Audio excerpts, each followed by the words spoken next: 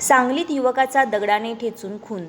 रुग्णालयातील काम आटपून घरी जात असताना एका युवकाच्या डोक्यात दगड घालून खून करण्यात आल्याची घटना मंगळवारी सकाळी उघडकीस आली आहे.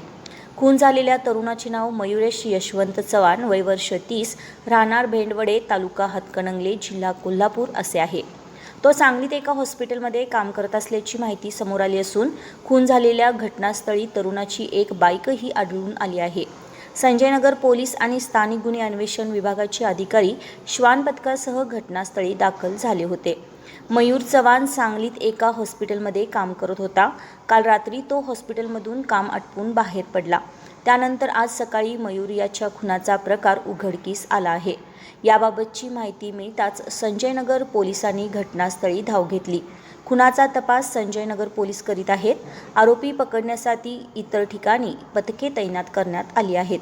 घटनास्थळी उपपोलीस अधीक्षक प्रनिल गिल्डा, संजयनगर पोलीस ठाण्याचे पोलीस निरीक्षक बयाजी कुरळे, स्थानिक गुन्हे अन्वेषण विभागाचे पोलीस निरीक्षक सतीश शिंदे यांनी घटनास्थळी पाहणी केली.